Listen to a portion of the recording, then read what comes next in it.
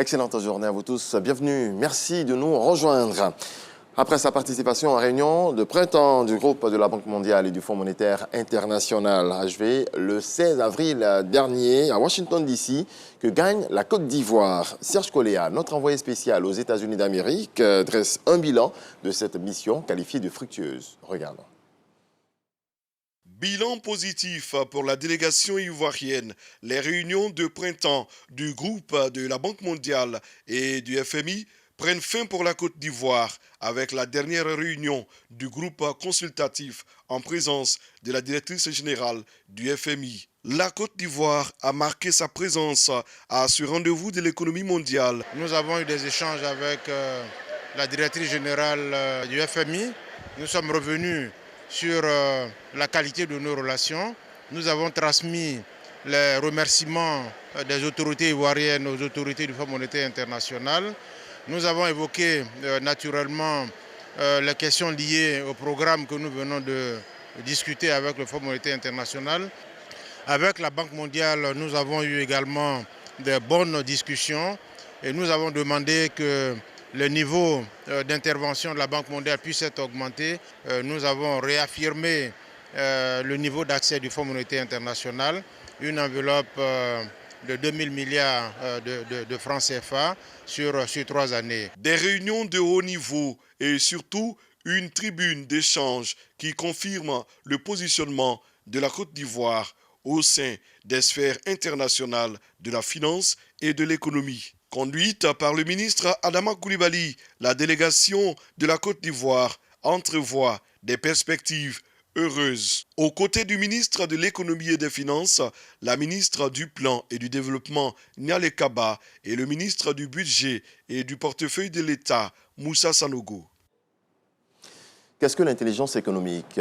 Quelle importance pour les acteurs économiques? Des questions qui ont trouvé réponse à la conférence dénommée ASCAD reçoit, la plateforme de l'Académie des sciences, des arts, des cultures d'Afrique et des diasporas africaines. Le point de Walter Amadou Ouattara.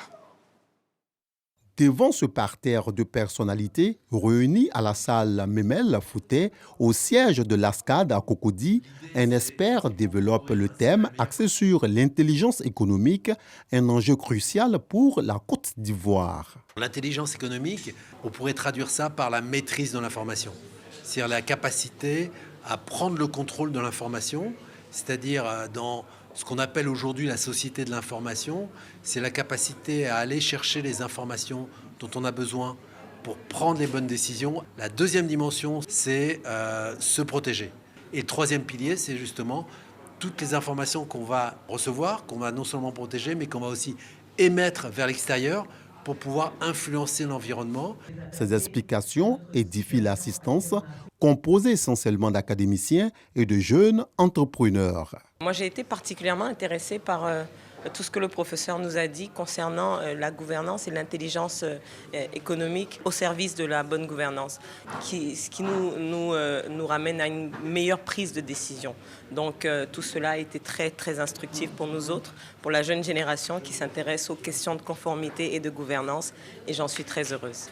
Le président de l'Académie des sciences, des arts, des cultures d'Afrique et des diasporas africaines, ASCAD, revient sur le choix de la thématique, qui est une question d'actualité.